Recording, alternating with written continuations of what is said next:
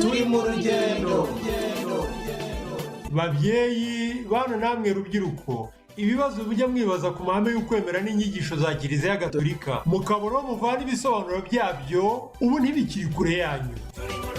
Nimutega amatwi ikiganiro turi mu rugendo, mutegurirwa n'ubunyamabanga bw'inama y'Episkopi Gatolika mu Rwanda, kikanyura kuri Radio Mariya Rwanda kuwa gatandatu kuva saa 11 kugera saa 11 n'igice zo ku mugoroba, no kuri Radio Isango Star kuwa gatanu kuva saa 12 n'igice kugera saa 1 zo ku mugoroba. Mushonje muhishiwe rero, nimugacikwe n'ikiganiro turi mu rugendo, igiseke gisesekaye ibisubizo by'ukwemera.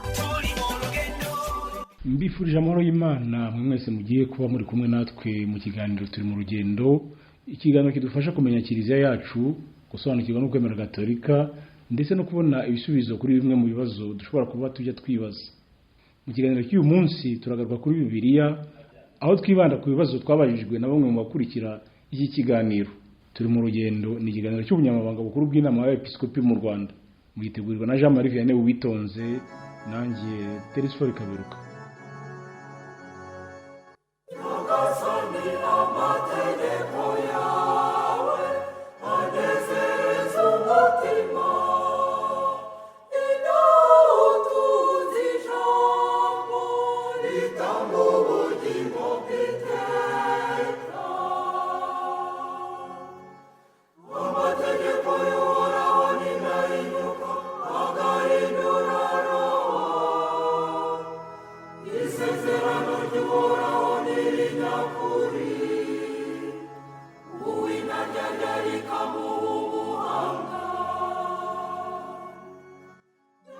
Inshuti bakunze muduteze amatwi, nyuma yo kuganira kuri Bibiliya, hari abakunzi batubajije ibibazo. Nubwo twari twabivuzeho mu biganiro bitandukanye byatambutse imbere, ubu tugiye kubigarukaho ariko noneho ku buryo bwimbitse. Bimwe muri ibyo bibazo ni ibi bikurikira: kuki hari aho usanga Bibiliya igizwe n'ibitabo 66 ahandi ukahasanga 73? Ninde washyize hamwe ibitabo bigize Bibiliya? Yabikoze ashingiye kuki? Bibiliya y'umwimerere yanditswe mu ruhe rurimi? N'ibindi. Muri make tugiye kwinjira mu mateka y'imyandikire ya Bibiliya, ndetse hari naho tugira tugakora isesengura kubiyikubiyemo. Nkuko bisanzwe rero muri iki kiganiro tubashakira inzobere. Twakoze urugendo tujya muri paruwasi yaragijwe Mutagatifu Karoli Rwanga i Nyamirambo, aho twasanze umupadiri ugiye kudufasha kubona ibisubizo kuri bimwe muri ibyo twibaza kuri Bibiliya. Murakoze padiri kongera kuduha uyu mwanya mu kiganiro turi mu rugendo. Ntabwo ubwa mbere duhuye, bushize twaraje turaganira, icyo gihe twaganiriye ku bitabo 5 byiswe ibitabo bya Musa, mutubwira impamvu byiswe ibya Musa. Ariko ndatekereza ko hashize iminsi abo twari turi muri icyo gihe ntabwo ashobora kuba bibuka ngo ni padiri nde turi kumwe, mwatagira mwibwira abakurikiye ikiganiro turi mu rugendo. Murakoze, nitwa Padiri Claudien Mutuyimana, ndi padiri mukuru w'iparuwasi Karoli Rwanga Nyamirambo, muri Arikidiyoseze ya Kigali. Yego Padiri Claudien, ubushize niba nkuko nari mbikomojeho, mwatubwanirije ku bitabo 5 bitabo byiswe ibitabo bya Musa, bitabo bibanza muri Bibiliya ntagatifu. Uyu munsi ndagira ngo none turebe ibyo bitabo 5 gusa, ahubwo turebe ku mubare w'ibitabo bigize Bibiliya. Hano dusanga ibitabo Bibiliya igizwe n'ibitabo 66, ahandi tugasanga n'ibitabo 73. Ari naho igizwe na 5 gusa. Aha. Ibyo biterwa n'iki? Kuki kandi Bibiliya ari igitabo kimwe? Murakoze, kugira ngo dusubize iki kibazo kandi cyumvikane neza, nibwira ko ari ngombwa kwinjira mu mateka, nibwira ko ari ngombwa kubanza kuvuga ku kuntu ibyo bitabo byo muri Bibiliya nyine byatoranyijwe rwagati mu zindi nyandiko, inyandiko zitari nkeya, uvangazo n'ibindi byose, inyandiko zitari nkeya zo mu gihe cyo hambere, noneho byo bigafatwa nk'ibyihariye, bigafatwa mbese nk'ibifite ubutumwa budasanzwe buturuka ku Mana, ku buryo byafatwa nk'ijambo ry'Imana nyirizina. Ndarigira umubuza ngo kugira ngo bitoranywe. Ese iyo toranywa ryayenze rite? N'umurimo muremure nk'uko maze kubivuga, ntabwo ari ibintu byakozwe umunsi umwe mu kwezi kumwe, cyangwa se umwaka umwe. N'umurimo wakozwe wasabye igihe kinini. Navuga rero nti uko kuvangurwa mu zindi nyandiko kw'ibyo bitabo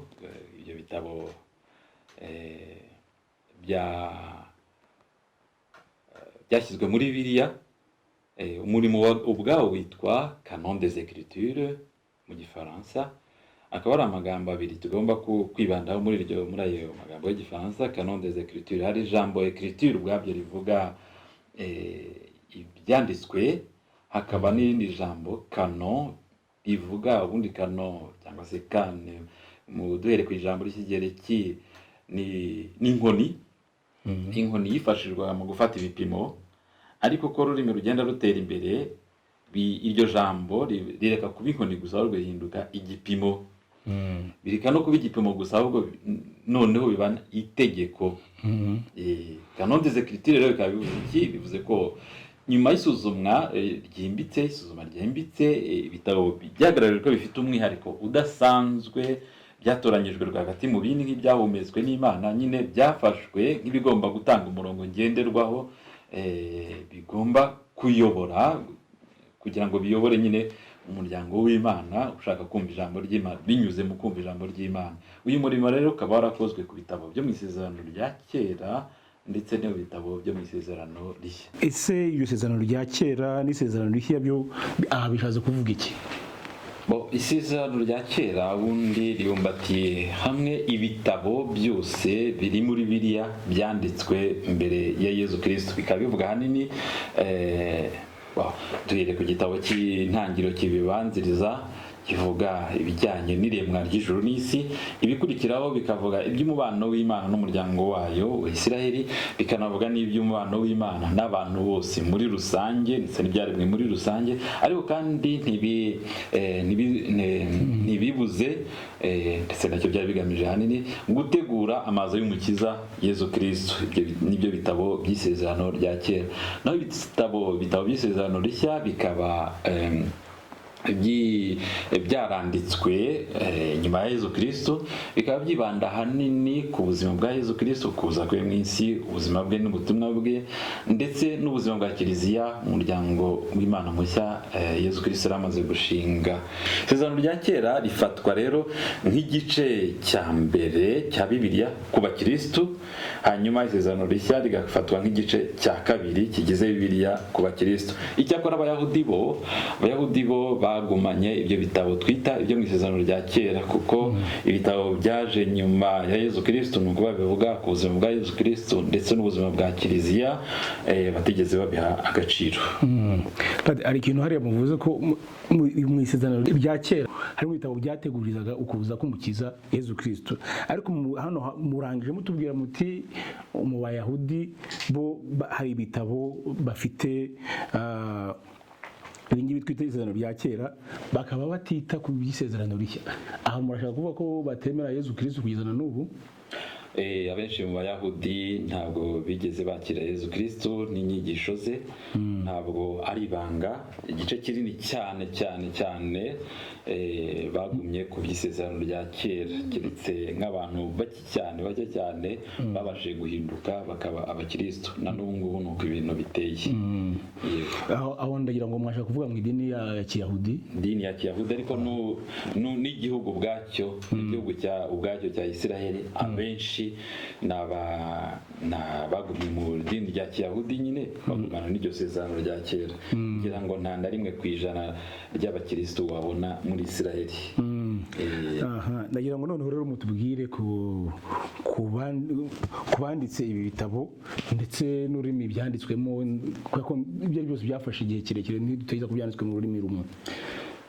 Icyo abakristo bita isezerano rya kera rigizwe n'ibitabo byanditswe na bamwe mu bagize umuryango w'Imana yitoranyije mbere, ni ukuvuga Abayisiraheli. Bakaba barabyanditse mu bihe bitandukanye, bakabyandikira ahantu hatandukanye ndetse no ku mpamvu zitandukanye. Ibyinshi muri ibyo bitabo rero byanditse mu Giheburayi. Naho ibitabo byo mu isezerano rishya byo byanditswe n'intumwa, bake cyane mu ntumwa birumvikana, ariko ahubwo cyane cyane byandikwa n'abafashaga intumwa bagendanaga nazo bo mu bakristo bo kwikubitiro.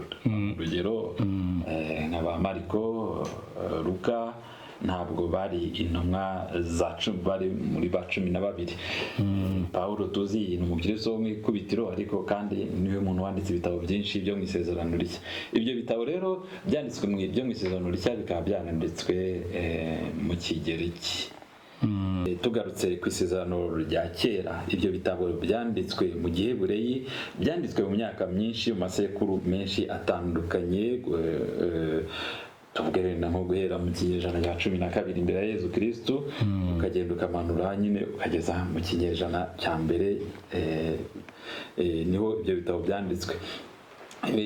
Duhereye ku byanditswe kera, by'umwihariko biriya bitabo 5 bya Musa byaje guhindurwa mu Giheburayi. Ihinduranyandiko cyangwa se guhindura mu ndimi uvana mu Giheburayi uzana mu Kigereki byatangiye mu kinyejana cya 3 mbere ya Yezu Kristo. Bisabwe n'umwami Ptolemy wa kabiri wa Alexandria, ariko kandi n'ababisabwe n'umuyobozi w'inzu y'ibitabo bibliothèque y'i Alexandria witwa Demetrios. Akaba yaragendeye ku kintu cyo kuvuga ngo ubuvanganzo ibitabo byanditse mu Giheburayi biri mu biyoboye idini rya Kiyahudi bifite ubukungu bukomeye cyane ku buryo kubibika muri bibliothèque bishobora kuba byasomwa n'abumva Ikigereki. Ni ikintu gikomeye cyane, ubukungu bukomeye cyane. Abisaba rero, umwami arabitegeka, hanyuma bya bitabo bishyirwa muri rw'Ikigereki. Ayo ni amakuru duhabwa, tubona mu ibaruwa y'umuntu bita Ariste. Urumva yuko ariho umuntu ashobora kugenda akabisoma. Ubwo rero mu kinyejana cya 3 mbere ya Yezu Kristo, bahereye ku bitabo 5 bya Musa tuzi ko imbundo yitwa Tora, ibitabo by'amategeko, babihindura mu Giheburayi.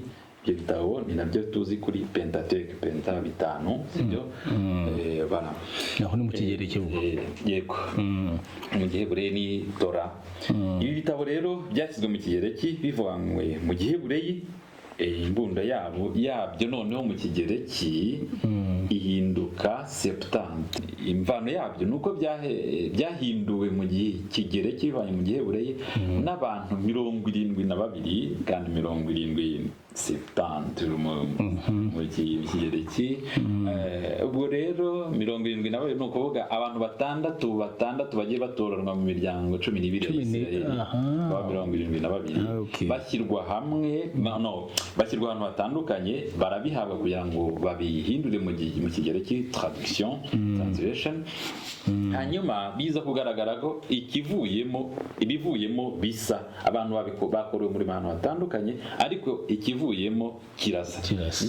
Nta kwibeshya na gato. Ibyo bihinduka nk'igitangaza. Bibaye nk'igitangaza kubera iki? Kubera ko abantu 72 kugira ngo bahurire ku kintu kimwe kandi batakoranye, numva yuko ari ibintu bidasanzwe. Ubwo rero nyuma yo guhindura izo nyandiko za Pentateuch, biriya bitabo 5 bya Musa, twavuga yuko umurimo wakomeje, bikurikirwa n'ibindi by'abahanuzi ndetse n'ibindi byaje nyuma yaho, hagamijwe kugira ngo bifashe umuryango w'Imana wari utuye mu mahanga, by'umwihariko Abisirayeli batuye i Alexandria ho mu Misiri. Ari naho n'uwo murimo wo guhindura Bibiliya, ibitabo byo mu Giheburayi mu Kigereki wabereye aho ngaho i Alexandria. Ahagana rero mu mwaka w'132 mbere ya Yezu Kristo, ibitabo 5 by'amategeko bya mbere aribyo Tora byari byamaje guhindurwa, hanyuma ndetse n'ibitabo by'abahanuzi, ndetse byahise bikurikirwa n'ibindi bitabo bikurikiraho. Ariko rero hari n'ibindi bitabo twavuga ku buryo bw'umwimerere bitari byanditswe mu Giheburayi, ahubwo byari byanditswe mu Kigereki mu buryo bw'umwimerere. Ni ukuvuga ngo byanditswe byanditswe n'Abayahudi bari barasuhukiye mu karere, mu bihugu byo hanze bivuga Ikigereki, by'umwihariko bari barasuhukiye i Alexandria ho mu Misiri, kandi hari umubare koko utari mutoya w'Abayahudi. Ibi rero ibitabo byanditswe mu buryo bw'umwimerere mu Kigereki nabyo bikaba byarahise bishyirwa iruhande rwa rwa bya bindi bitanu byari byaramaze guhindurwa ariko bivanywe mu gihebureyi, bityo bikomeza gukora icyo twakwita nk'imbundo nubwo bitari byagakora igitabo kimwe yitwa septante yayindi twavuze haruguru. Bikomeza rero kuyobora umuryango w'Imana, by'umwihariko Abayahudi, Abayisiraheli bari barasukiye hanze, bari barasukiye muri Alexandria mu Misiri no muri kariya karere kavugaga ikigereki. Cyakora ibitabo byose byaba ari ibyanditswe mu gihebureyi ku buryo bw'umwimerere, byaba ari ibyanditswe mu gihebureyi ariko bikaza guhindurwa mu kigereki, byaba ari n'ibyanditswe mu kigereki ku buryo bw'umwimerere, byose byanditswe n'abo Bayahudi. Ntabwo twavuga yuko byari byagakoze igitabo kimwe wavuga ngo byashyizwe hamwe kimwe iruhande rw'ikindi, byasaga naho bitatanye kandi byubaha ku rugero rutandukanye. Birumvikana nk'uko wasoma igitabo cy'umuhanuzi, ibitabo bitanu bya Musa, agaciro kabyo ntabwo byari wenda kari nk'ako waha igitabo cy'umubwiriza cyangwa se indirimbo ihebuje cyangwa se cya Daniyeli, byabaga bitandukanye, ariko bitandukanye. Twavuga rero ko umurimo wo kubishyira hamwe nawo waje gufata intera ndende. Muti ibyo bitabo byabaga bitandukanye, mukongera muti umurimo wo kubishyira hamwe nawo wagomba gukurikira, ariko se noneho gukusanyiriza ibi bitabo byose bigakora igitabo kimwe tuzi nka Bibiliya, byakozwe ryari, byakozwe nande? Duhereye kuri canon des écritures y'Abayahudi, ni ukuvuga kwemeza ibitabo byemewe nk'ibitabo byahumetswe, ibitabo bigize Bibiliya yabo, twavuga ko ahagana mu mpera z'ikinyejana cya mbere nyuma ya Yezu Kristo, abakuru b'idini ya Kiyahudi barangajwe imbere n'abakuru b'Abafarisayi, kuvuga bafatwaga nk'inzobere mu byanditswe bitagatifu, bateraniye mu nama nkuru cyangwa se sinode ahantu bita Yamnia, yewe bwo ni Yabne, bahurirayo, twavuga ngo ni nk'umujyi cyangwa se uruzisiro ruri hagati muri Isiraheli, ni mu gihugu cya Isiraheli birumvikana. Bahurira hamwe nyuma y'isenywa rya Yerusalemu, isenywa ryarikozwe n'Abaromani, kugira ngo bakore icyo twakwita ijonjora ry'ibitabo muri ibyo bitabo bitandukanye, babijonjoremo ibyafatwa koko nk'ibyahumetswe n'Imana, kuko ibitabo byiyambazwaga n'abantu benshi mu kumenya icyo Imana ibashakaho, byari byinshi kandi bitatanye. Nibwo rero bakoraniye hamwe kugira ngo bavuge ati, ese muri uru ruhuri rw'ibitabo byose ni ibihe twafata kugira ngo tubishyire ku ruhande, byemezwe ko nk'ibyahumetswe n'Imana mu by'ukuri bikwiye kubumbirwa mu gitabo kimwe, kandi noneho kuva icyo gihe kidashobora guhindurwa, cyongerwamo cyangwa se gikurwamo inyandiko iyi n'iyi. Iyo nama rero iraba.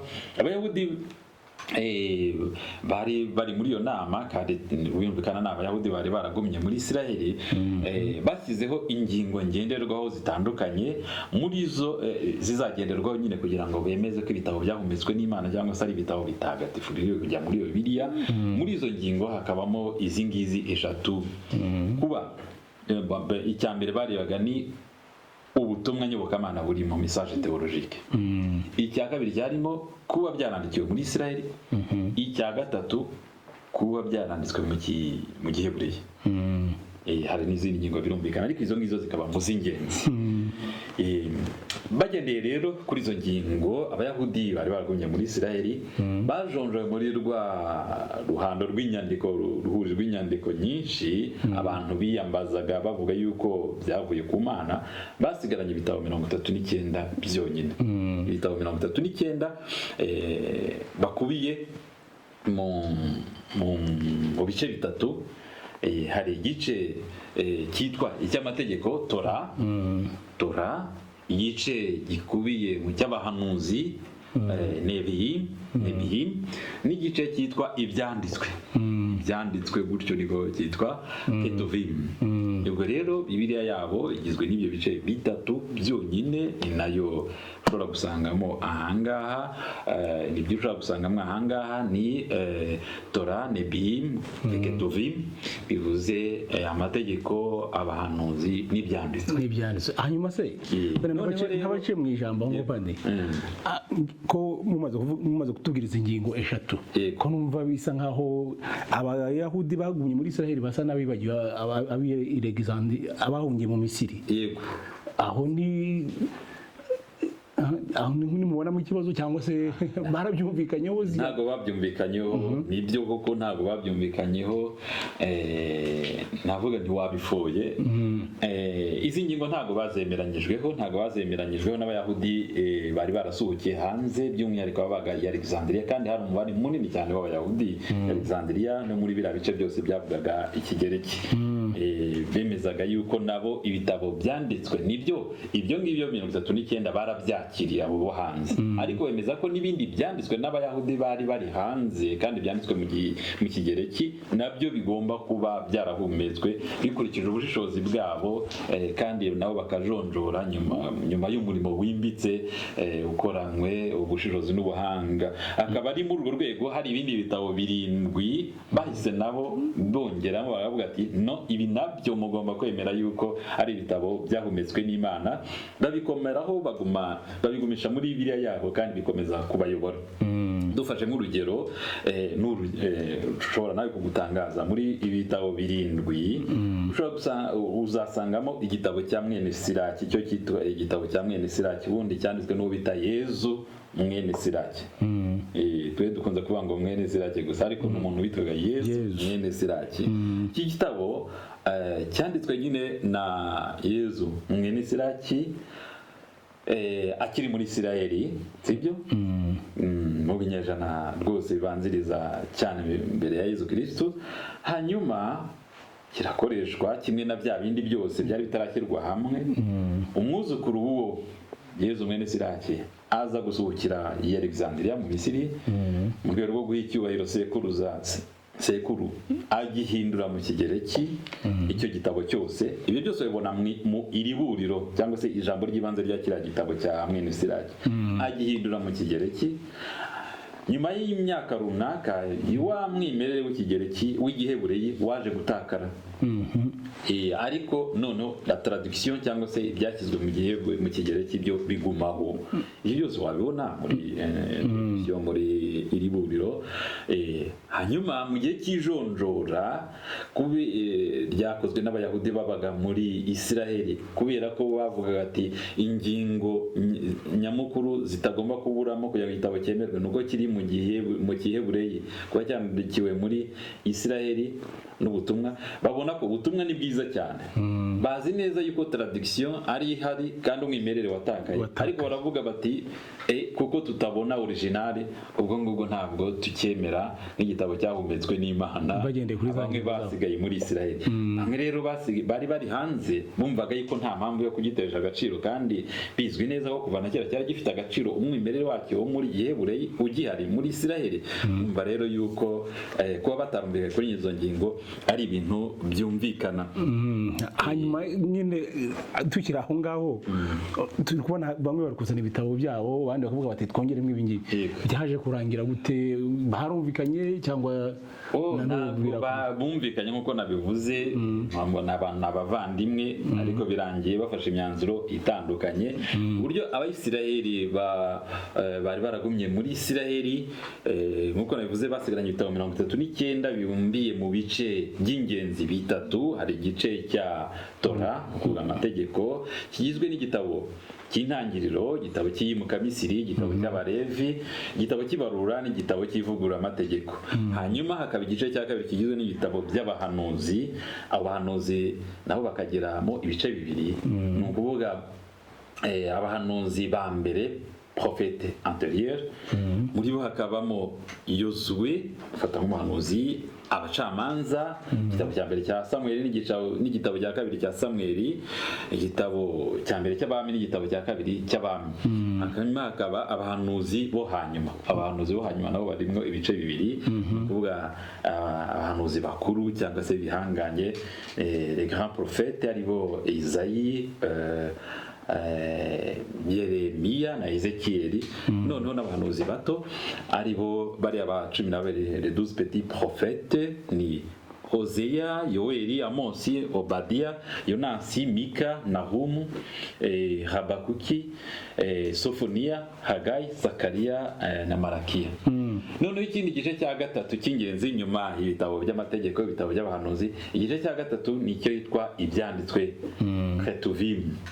Kikaba kigizwe na Zaburi, imigani, Yobu, Ruta, indirimbo ihebuje, umubwiriza, amaganya, Estera, Daniyeli, umva ko Daniyeli atari mu gitabo cy'abahanuzi, Ezra, Nehemiya, igitabo cya mbere cy'amateka n'igitabo cya kabiri cy'amateka.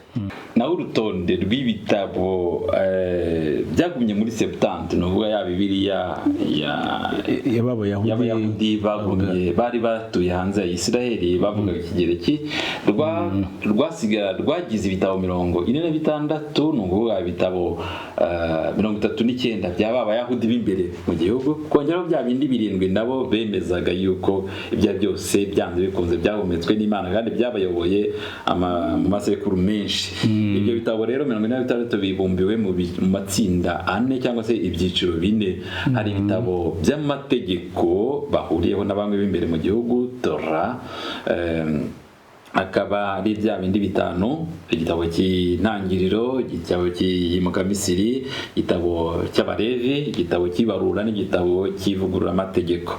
Hakaba ibitabo by'amateka ari byo igitabo cya Yozuwe, igitabo cy'abacamanza, igitabo cya Ruta, igitabo cya Samweli cya mbere, igitabo cya kabiri cya Samweli, igitabo cya mbere cy'abami, igitabo cya kabiri cy'abami, igitabo cy'amateka cya mbere, igitabo cya kabiri cy'amateka, igitabo cya Ezira, igitabo cya Nehemiya, igitabo cya Estera, igitabo cya Tobi, igitabo cya Yudita, igitabo cya mbere cy'Abamakabe n'igitabo cya kabiri cy'Abamakabe.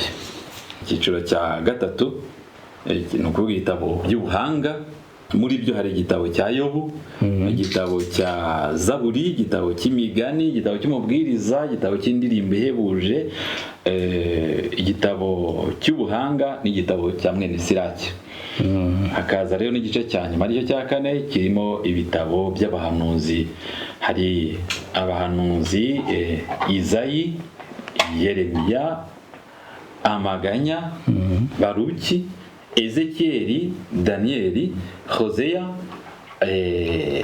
Yoweli, Amosi, Obadiya, Yonasi, Mika, Nahum, Habakuki, Sofoniya, Hagayi, Zakariya na Malakiya.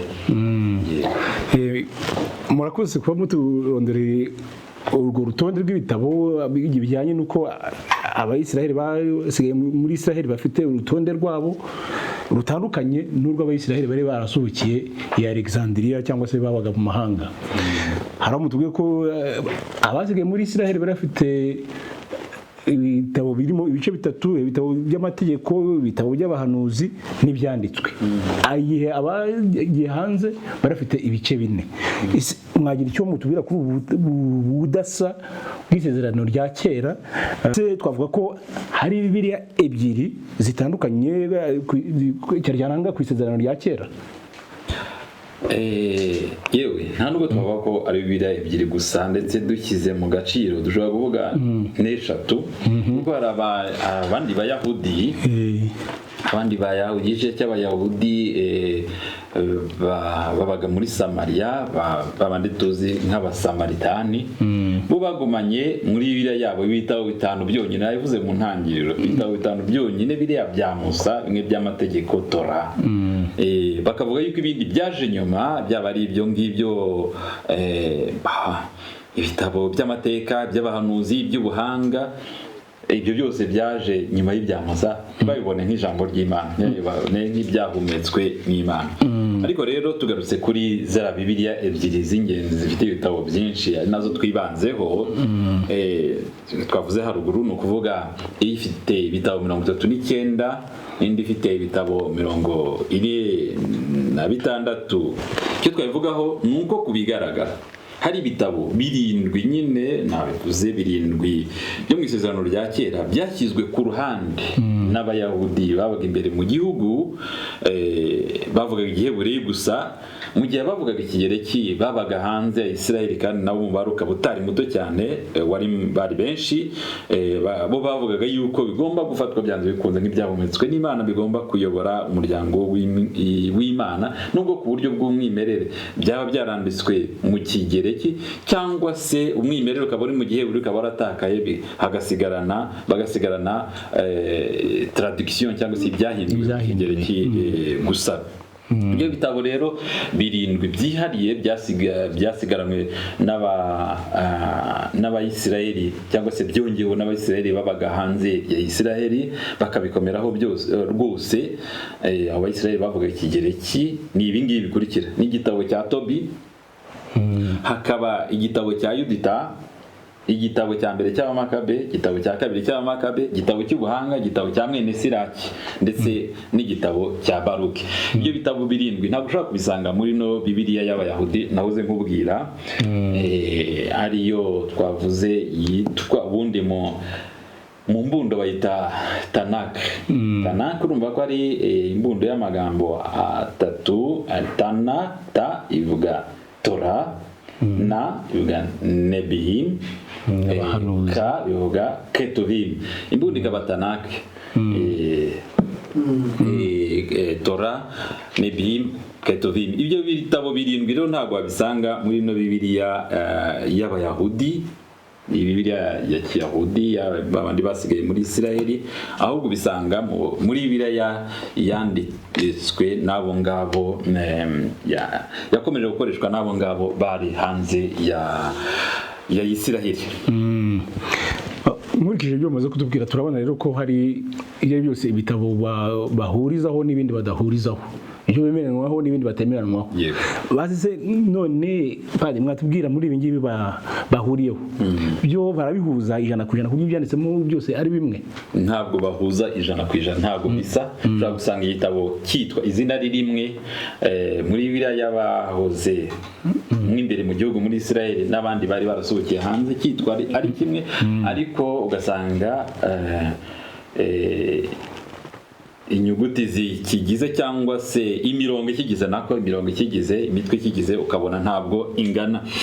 Dufashe nk'urugero nko ku gitabo cya Daniyeli, uzasanga muri Bibiliya y'Abayahudi bagumye muri Isiraheli gifite imitwe 12 gusa, sibyo? Urabona ko igitabo cya Daniyeli gitangira ku mutwe wa mbere, birumvikana gitangirira ahangaha muri Bibiliya y'Abayahudi bari barasigaye muri Isiraheli, sibyo? Yahindi Tanakh ntabwo kirenze imitwe 12, kirangirira kuri uyu mutwe wa 12, sibyo? Kirangira ku mutwe wa 12, umurongo wa 13. Naho Bibiliya y'Abayahudi babaga hanze ya Isiraheli, ari nayo abakristo bazakomeza muri rusange, ndaza kubivugaho nyuma, yo ikagira imitwe 14 yo mu gitabo cya Daniyeli.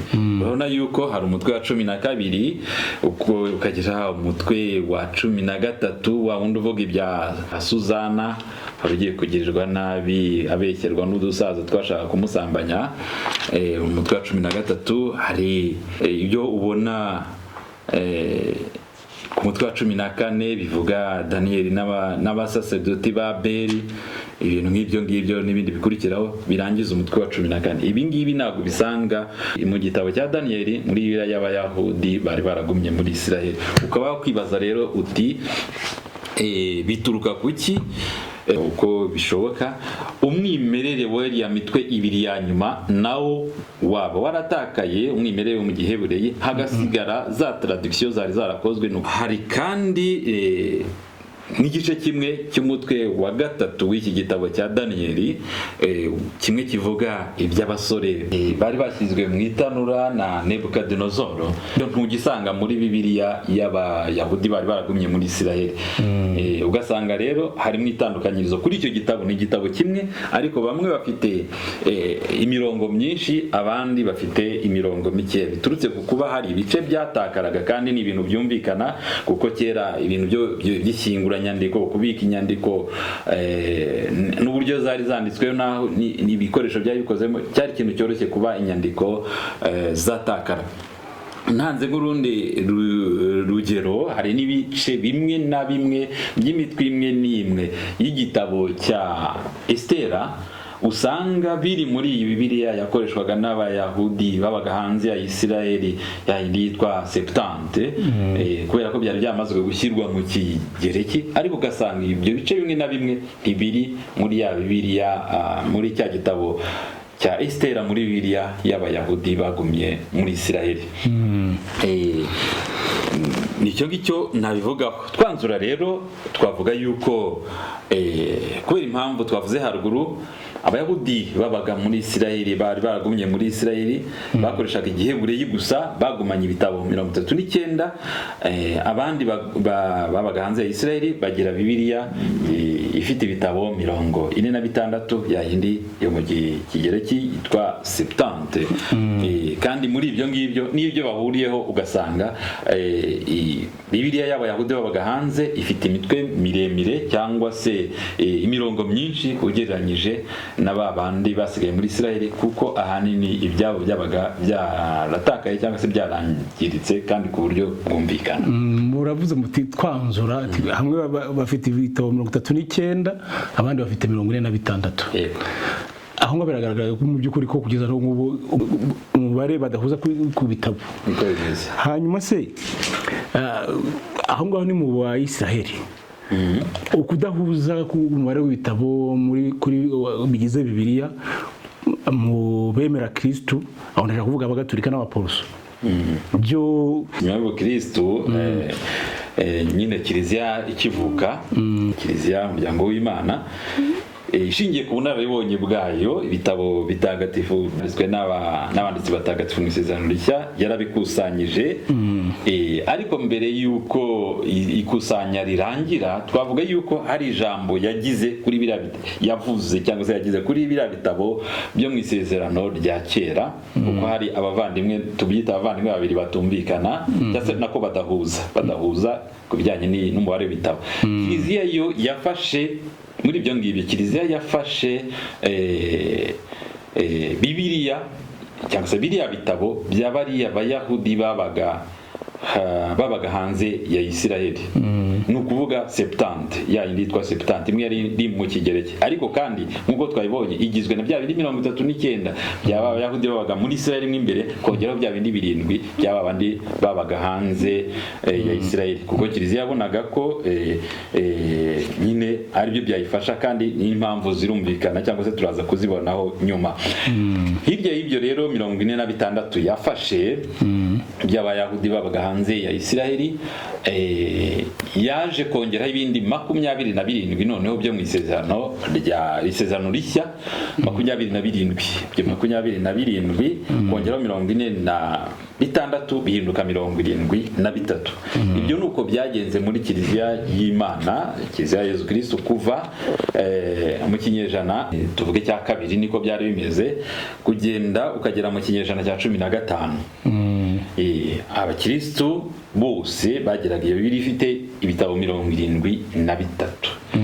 Mu kinyejana cya 16 rero, hagana mu mwaka w'1500 kuzamura, umwaduko w'Abaprotestani, nibwo ibintu byahindutse.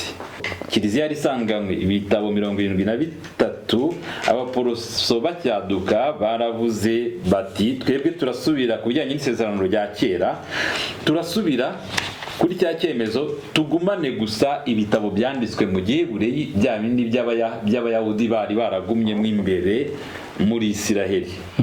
Bityo rero bafata bya bindi 39, bongeraho ariko bya bindi 27 Kiliziya yemeje batabihinduye, nubwo harimo ibitabo bimwe bendaga gushaka gukuramo, nka Luteri hari igitabo yashaka gukuramo atakundaga rwose na buhoro, kuko ibaruwa ya Yakobo, dore ko ayita Epitrampae, nubwo ibaruwa yanditse mu byatsi, ibaruwa y'ibyatsi, Epitrampae kina rien d'apostolique, nta kintu rwose, ntabwo ikomoka ku ntumwa, iri na rien d'evangelique, nta butumwa bwiza burimo. Yarayangaga rwose, ntabwo ari ibanga. Ariko byarangiye atayikuyemo ku bw'amahirwe, ndetse na bagenzi be bo bakomeje bavuga bati ntabwo dukwiriye kuyikora. Ibyo ni ibitabo byose 27 byari byemejwe na Kiliziya, abaporoso ntabwo bigeze babikoraho. Ariko ku bijyanye n'isezerano rya kera baravuga bati twe turagumana bya bindi byari byaremejwe n'abayahudi bagumye n'imbere mu gihugu. Ubwo rero bafata 39 kongera 27 byemejwe na Kiliziya, baravuga bati Bibiliya yacu igomba kugira ibitabo 66. Ngiye muri make y'intandaro cyangwa se inkomoko y'ubwo budasa, yuko kudahuza hagati y'abaporoso n'abagatulika bijyanye na Bibiliya. Ariko aha naho undi yabura kwibaza impamvu Kiliziya cyangwa se abakristo bo kwikubitiro bahisemo kugumana biriya bitabo 46 byo muri Bibiliya y'Abayisiraheli bo bari barasukiye mu mahanga muri diaspora, aho gufata biriya by'Abayisiraheli bagumye muri Israel nyine 39. Umva impamvu ntekereza kandi ndizera ko nawe wayumva, nuko mbere na mbere Kiliziya nayo itashidikanyaga ko biriya bitabo byose uko 46 byayoboye umuryango w'Imana aho wari uri hose, nuko haba imbere mu gihugu haba n'inyuma yacyo, bikayobora abari bari imbere bikayobora n'abari inyuma. Abari bari imbere bayobowe na biriya 39, ariko abari bari inyuma biriya 7 byarabafashe kandi byarabayoboye, bakayifata nk'ijambo ry'Imana kandi koko bakabyubaha, bikabagirira akamaro. Kiliziya ntabwo yigeze ishidikanya rero ko ibyo bitabo byose byayoboye umuryango w'Imana nk'ijambo ry'Imana. Kandi bikanahabwa agaciro n'imbaraga n'ibyo dusanga kwitwarira Yezu mu myigishirize ye, ndetse n'abigishwa be, ndetse n'abanditsi batagatifu mu isezerano rya kera, aribo hanini abakristo bagendeyeho mu kwemeza ijambo ry'Imana. Kuri iryo sezerano rya kera ushobora gusanga Yezu akoze igisa nka citation directe, no kuvuga gusubiramo ijambo mu buryo butaziguye, mu buryo bwa directe, mu buryo butaziguye, ukabona ibikoreshejwe nibyo muri ya Bibiliya yari iri mu kigereki y'Abayahudi bari hanze. Noneho usibye n'ibyo ugasanga hari n'ahandi ajya kuvuga nk'igitekerezo, ukabona hari ikindi gitabo kigifite kandi kiri muri bya bindi 7 byabakoreshwaga n'Abayahudi bo hanze bitari byarakiriwe nabo nk'imbere mu gihugu. Reka ntange urugero, tugendeye nko kuri citation directe, kuvuga gufata ijambo cyangwa se interuro ukayivuga uko iri utayihinduye yo mu isezerano rya kera, tubona ko nk'ahantu muri Luka umutwe wa 4 umurongo wa 18 Yezu yari arimo kwigisha mu ngoro, bamuzanira igitabo ngo asome, hanyuma bamuha igitabo cy'umuhanuzi Izayi, arambura ahantu dusomamo ngo aho hantu ni ubundi yasomye ni muri Izayi 61 umurongo wa mbere.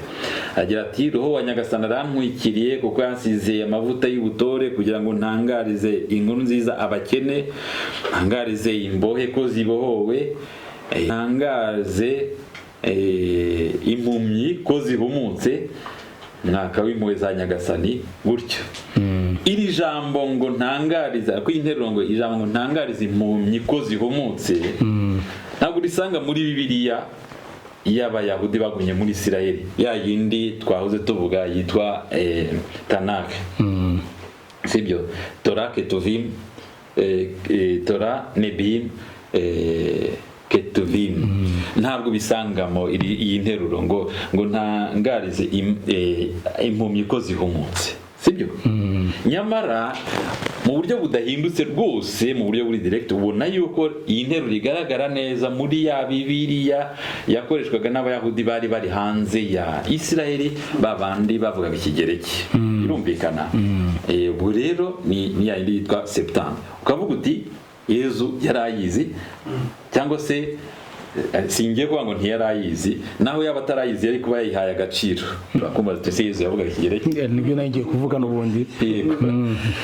Ntago navuga ngo ndabyemeza 100% cyangwa se ndabihakana 100%. Icyo nzi cyo Yezu yavuganaga n'abantu b'abanyamahanga, kenshi tuyibona mu mavanjiri. Hari abanyamahanga bazakumureba, bavuganaga mu ruhe rurimi. Wavuga ngo abanyamahanga bazaga baramaje kwiga Igihebureyi, ntago nabihamya, sibyo? harabasemuzi Ibyo sinabihamya. Ikindi birazwi neza ko kari agace yavukiyemo kandi yakuriyemo, nuvuga ka Galileya, ururimi rw'Igihebureyi rwarakoreshwaga cyane kuko rwari ururimi mpuzamahanga rugezweho ku icyo gihe, rukoreshwa n'abantu n'abacuruzi mu buryo nanone mu muco, ibiciro, ibintu nk'ibyo ngibyo, mu nyandiko, ibintu nk'ibyo ngibyo. Rero birashoboka yuko nimba, kandi turuzi nanone yakina nibagiwe, Yezu baravuga ngo umuvandimwe we Yakobo, ndashaka ko ari mubyara we, birumvikana kubera ko ababyara bawe, bakuru bawe, kwa nyoko wanyu no kwa so wanyu barabavandimwe, ni kimwe no mu Rwanda niko umuco wa Kiyahudi umeze. Sino tuzi ko Yezu yavutse wenyine kwa Mariya, sibyo? Noneho tukabona yuko Yakobo ibaruwa yanditse mu gihe kigereki cyiza cyane, ndababwira uti nawe si yanditse, ibyo ni ibindi twajyaho impaka cyangwa se tukaganira twitonze. Ariko kandi si ibyo gusa, tubona yuko abenshi mu ntumwa cyangwa se abanditsi ba kera babanaga na Yezu, nk'abo ba Yakobo nyine n'abandi ba Filipo, bafite amazina y'ikigereki. Bikagaragara yuko rwose ururimi rw'ikigereki rutari ibanga kuri Yezu, rushobora kuba nawe yari aruzi. Yezu ntabwo yari umuntu utazi gusoma no kwandika, Yezu yari yarize, sibyo? Tuzi ko yanditse, nibura turabizi mu Ivanjiri ya Yohani umutwe wa 8 haraho tuzi ngo yanditse. Agomba kuba rero yararuzi. Nta gihamya 100% cyabihakana cyangwa se ngo kibyemeze. Kuba rero hariya tubona ko wakoresheje umurongo ugaragara muri Bibiliya y'Ikigereki, wavuga uti naho yaba atarakivugaga yawuhaye agaciro, nuko yahaye agaciro ya Bibiliya yari yaranditswe n'abantu b'Abayahudi babaga hanze ya Isirayeli, sibyo? Urwo ni urugero rumwe. Hirya y'ibyo ngibyo byo gukoresha citation directe, hari naho akora reference, icyo twita reference, no kuba imvugo iganyisha ku byanditswe muri bya bitabo bindi 7 ariko bitari byarafashwe n'Abayahudi bo bimbere mu gihugu muri Isirayeli. Fashe nk'urugero, tuzi Yezu avuga ibya Lazaro n'umukungu. Lazaro waje gupfa akajyanwa mu gituza cya Aburahamu, sibyo? Akajyanwa n'abamarayika mu gituza cya Aburahamu. Mu gihe umukungu yapfuye akagikuzimu bakamuhamba, akajya ahantu ababara cyane, ahantu hari mu muriro arimo gushya, ibintu nk'ibyo ngibyo. Urabyibuka? Biri mu Ivanjiri ya Luka umutwe wa 16 umurongo wa 19 kugera kuri 31. Yezu yavugaga yagaragazaga ko nyuma yo gupfa umuntu ahita agerwaho n'umusaruro cyangwa se ingaruka z'ubuzima yabayeho hano mu isi. Birumvikana? Ntabwo Yezu yavuze ibyo ngibyo ashaka kuvuga ibizabaho ku munsi y'imperuka, yavugaga ibirimo kubaho ubu ngubu. Lazaro yarapfuye ajyanwa mu gituza cya Aburahamu, sibyo?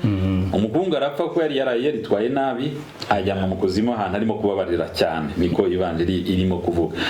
Nyuma y'ikiganiro cyabaye hagati y'umukungu na Aburahamu, ibigaragara nuko umukungu yashakaga yuko abantu bo ku isi bajya kuburirwa, kuvuga yuko hari abantu bakiri ku isi, abandi barimo barashya, barimo barababazwa, abandi bamaze kugera mu gituza cya Aburahamu mwihirwe, aho barimo kunezerwa, sibyo? Iyo utekereje ayo magambo, ntabwo utatekereza ku magambo nanone tuzi mu gitabo cy'ubuhanga, nyamara kitari muri bya bindi Abayisirayeli bagumye imbere mu gihugu bafashe. No kuba icyo gitabo cy'ubuhanga ntabwo bagifashe, ntabwo kiri muri no Tanaka. Ayo magambo ari mu mutwe. Ayo magambo tuyasanga mu igitabo cy'ubuhanga umutwe wa 3 umurongo wa 1 kugera ku murongo wa 3. Niyo yandi dukunze kuririmba ku munsi w'abapfuye, n'uvuga ku itariki 2 z'ukwa 11 twaraye twizihije umunsi w'abatagatifu bose. Avuga ngo roho z'intungane ziri mu biganza by'Imana, nta kibabarisho na kimwe kizazishyikira, sibyo? Mu maso y'ibiburabwenge bameze nk'abapfuye, sibyo? Nyamara bibereye mu mahoro. urabyumva ndabyumva. urumva ninde warusha amahoro kwibera mu gituza cya Aburahamu hahandi nyine bameze neza, mu gihe ahandi bo bitwaye nabi barimo guhira evi.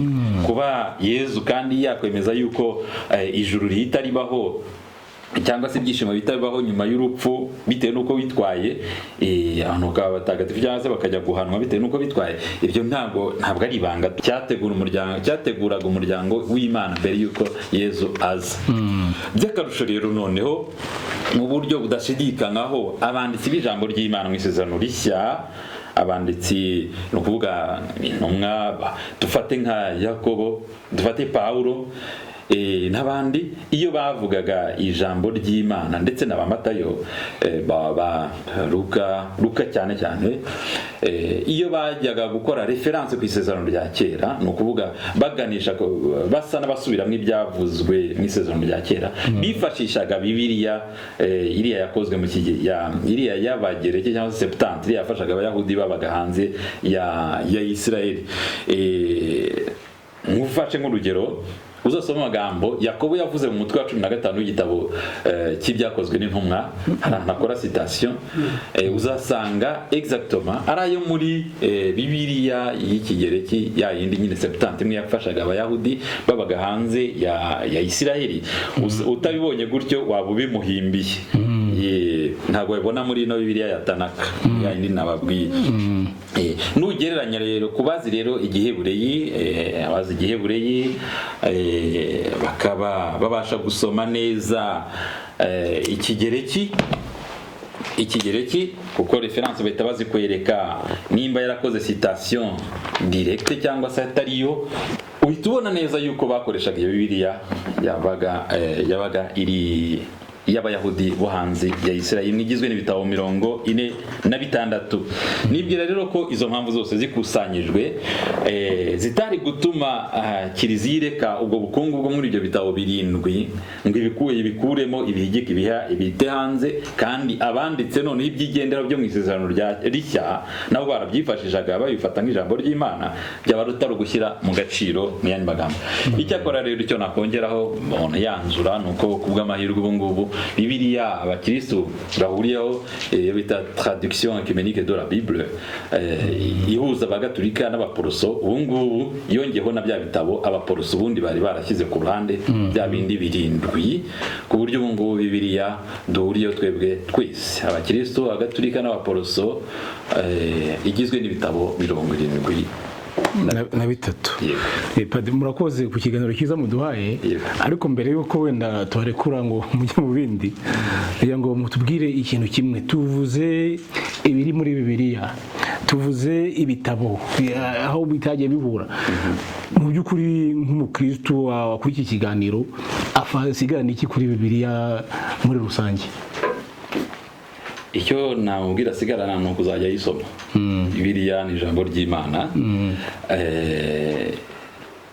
Imana yatugiriye ubuntu, ishaka kutwegereza ugushaka kwayo, ibinyuza muri iryo jambo, idushyira iruhande, idushyira imbere kugira ngo turibonemo icyo idushaka ugushaka kwayo, nitugukurikiza twemere. Ndashaka rero kuba nabwira abantu gukomeza gukangukira gusoma Bibiliya, kuko ubu ngubu hari ibintu byinshi bisomwa cyane cyane ku mbuga nkoranyambaga, binyuze kuri za murandasi, ariko ugasanga ntabwo byose ariko ari iby'ingenzi.